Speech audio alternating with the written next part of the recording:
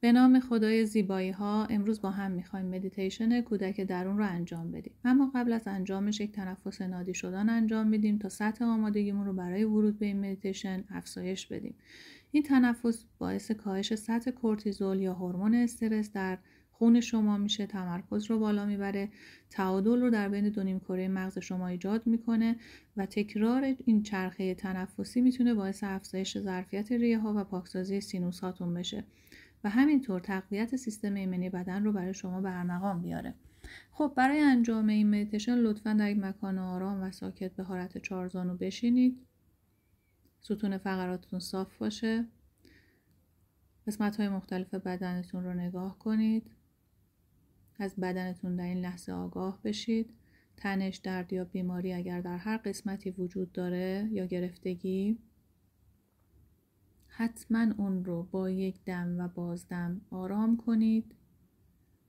نگاهش کنید. خود همین باعث میشه جریان انرژی در اون قسمت روان بشه و سلول ها در اون قسمت شروع به پاکسازی و بازسازی کنن.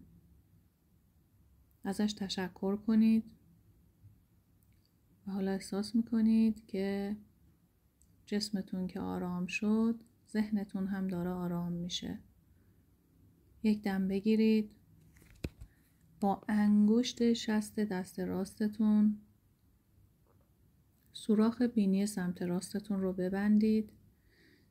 در این حالت انگشت سبابه دست راستتون رو بین دوتا ابروتون قرار بدید. حالا یک بازدم از سوراخ بینی سمت چپ انجام بدید و بعد یک دم از همون سوراخ بینی سمت چپ بگیرید. و حالا با انگشت وسط دست راست سوراخ بینی سمت چپ رو ببندید. و حالا انگشت شستتون رو از روی سوراخ بینی سمت راست بردارید. یک بازدم انجام بدید از سوراخ بینی سمت راست و بعد یک دم انجام بدید. حالا دوباره انگشت شست دست راستتون رو روی سوراخ بینی سمت راست بذارید و اون رو به طور کامل ببندید و انگشت وسط دست راستتون رو از روی سوراخ بینی سمت چپ بردارید و یک بازدم انجام بدید. این چرخه رو میتونید چندین بار تکرار کنید. خب حالا نگاه کنید. ضربان قلبتون رو احساس میکنید خیلی آرام شده. انگار قلب شما از سکون و سکوت درونی شما آگاه شده و میخواد خودش رو با شما هماهنگ کنه.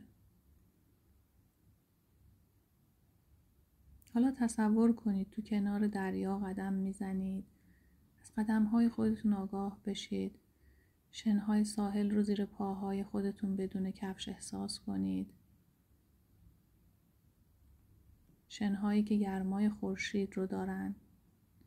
احساس میکنید که از کف پاهای شما این انرژی خورشید و این گرمای مطبوع وارد بدنتون میشه. هر قدمی که میزنید این گرما در قسمت‌های بیشتری از بدن شما جریان پیدا میکنه تا جایی که همه بدن شما رو فرا میگیره. و احساس خوبی دارید. احساس امنیت، احساس آرامش، احساس حمایت شدن. حالا نگاه کنید به دریا. چقدر دریا آرامه. این احساس امنیت رو در شما بیشتر میکنه.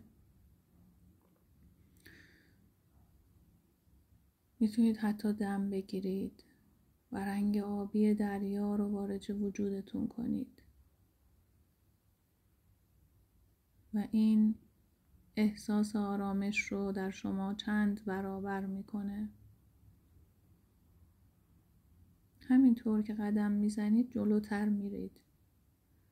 یه بچه کوچیک داره روی شنا بازی میکنه. احساس میکنید این بچه رو میشناسید. دوستش دارید. وقتی برمیگرده نگاهش میکنید. احساس میکنید این بچه چقدر آرومه، چقدر معصومه و چقدر زیباست. این کودک درون شماست. با مهربانی بهش سلام کنید. اگر احساس کردید که میخواین اون رو بغل کنید، بغلش کنید. بهش حس امنیت بدید. بهش بگید دوستش دارید. حتی اگر احساس خاصی تو این لحظه دارید میتونید اون رو بیان کنید باهاش. ازش آگاه بشید. اگر کودک درون شما احساس تنهایی داره، احساس ناراحتی داره، احساس ترس داره، بهش بگید همیشه کنارش هستید، همیشه ازش مراقبت میکنید. میتونید باهاش صحبت کنید. به چشمهاش نگاه کنید، چه چشمهای معصومی داره. حتی میتونید باهاش بازی کنید و لحظاتی رو با کودک درونتون شاد باشید و این شادی رو در تمام وجودتون احساس کنید. حس رهایی و سبکی رو تجربه کنید. تا کودک نشیم به ملکوت خدا راه پیدا نمی کنیم.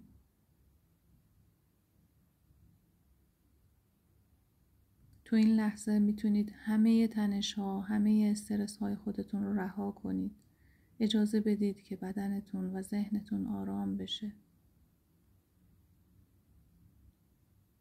خداوند راه ما رو با گام‌های خودمون میسازه.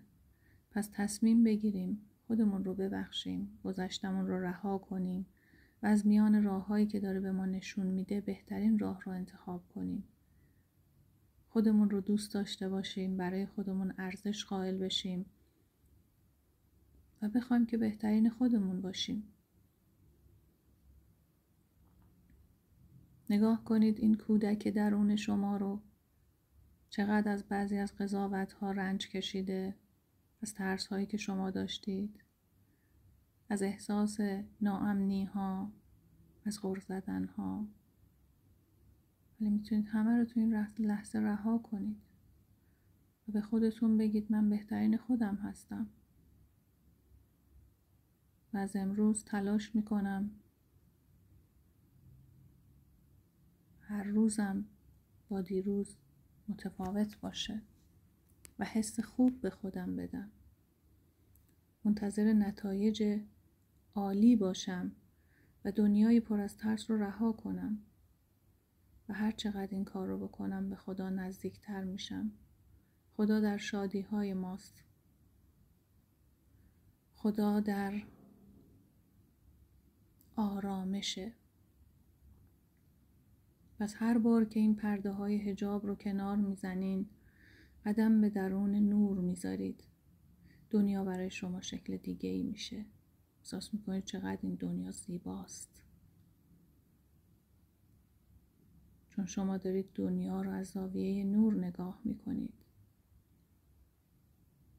پس این بار لذت بردن و خوب بودن رو انتخاب کنید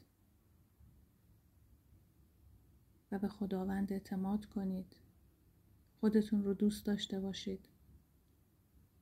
یک بار دیگه کودک درونتون رو در آغوش بگیرید. باهاش حرف بزنید. بهش بگید که از این به بعد مراقبش هستید. از این به بعد ترس ها کمتر میشه چون به خداوند اعتماد کردیم و خداوند کمک ما میکنه تو همه لحظات. پس چه نیازی به نگرانی هست؟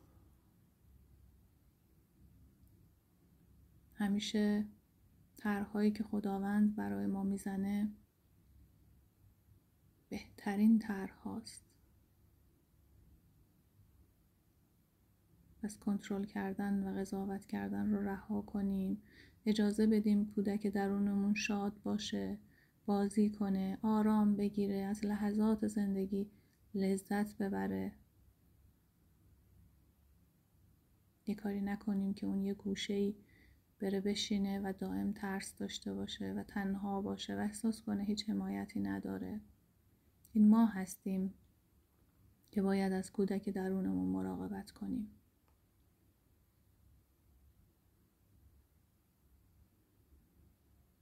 حالا احساس میکنید چقدر آروم شدید.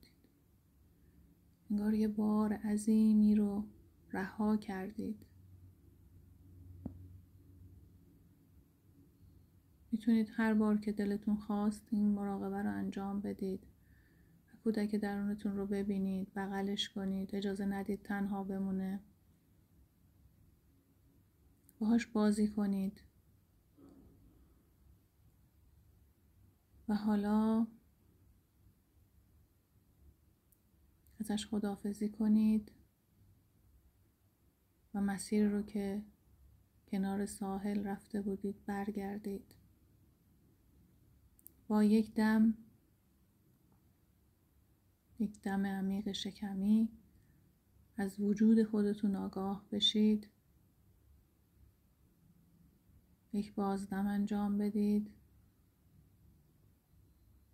میتونید دستهای خودتون رو به حالت نماسته روی قلبتون قرار بدید. از خداوند تشکر کنید به خاطر این شرایطی که برای شما ایجاد کرد. از خودتون تشکر کنید. عاشق خودتون باشید.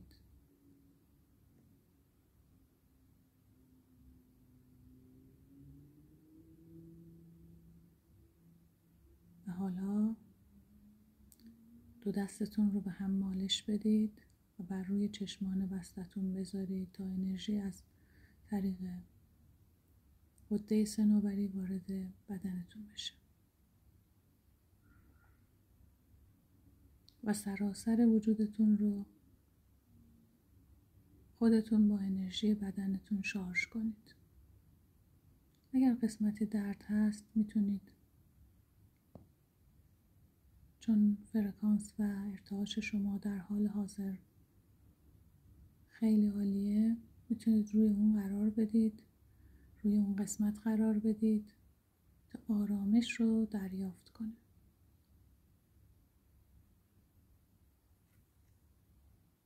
تا کودک نشیم به ملکوت خدا راه پیدا نمی‌کنیم.